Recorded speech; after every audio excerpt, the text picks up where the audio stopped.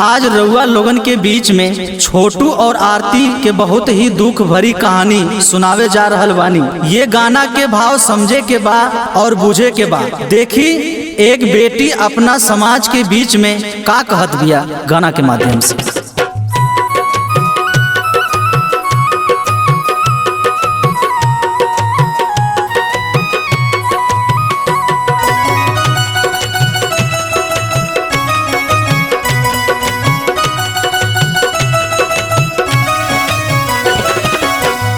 प्यार में अंधा होई के जान के गवैले हो कि छोटू यादव ना हो कि छोटू यादव ना कैले धोखा उनके संगवा हो कि अपने घरवा ना हो कि अपने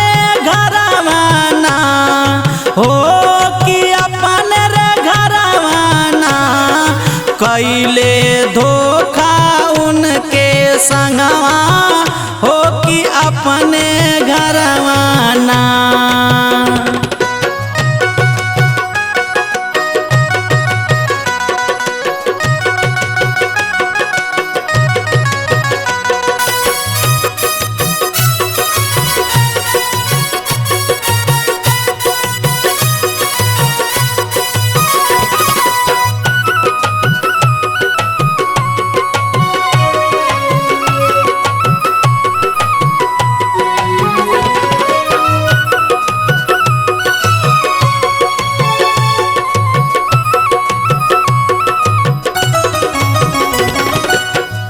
शादी के बहाने बुलवले पापी दुश्मनवा हो कि अपने घरवाना हो कि अपने घरवाना ले हले छोटू के ई जनवा हो कि अपने घरवाना हो कि अपने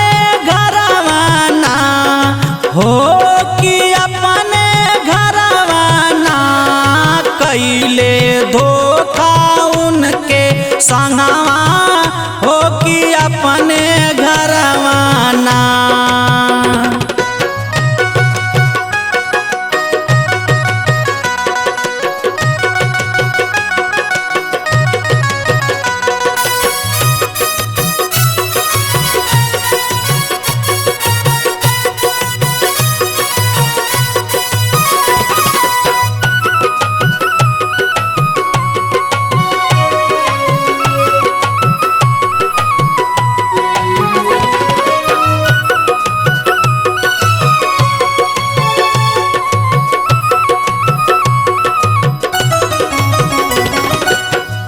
आरती के विधवा कैले बापू भाई जीजा हो कि अपने घरवाना हो कि अपने घरवाना छोटू के लिहले धोखा से जनवा हो कि अपने घरवाना हो कि अपने घरवाना हो कि अपने रे घरवाना कैले धोखा उनके संगवा हो कि अपने घरवाना।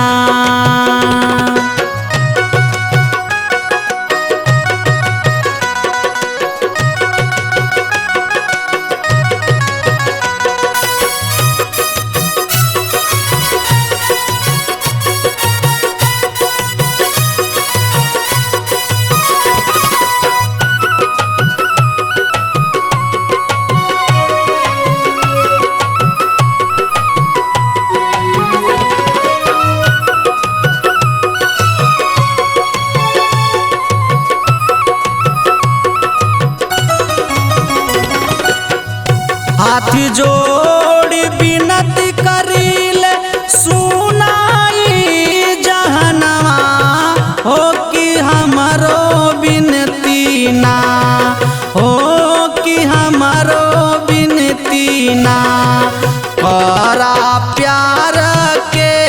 सम्मानवा हो कि हमारो बिनती ना हो कि हमारा रे बिनती ना हो कि हमारा रे बिनती ना गावे सचिन ई तरनवा हो कि हमारो बिनती ना।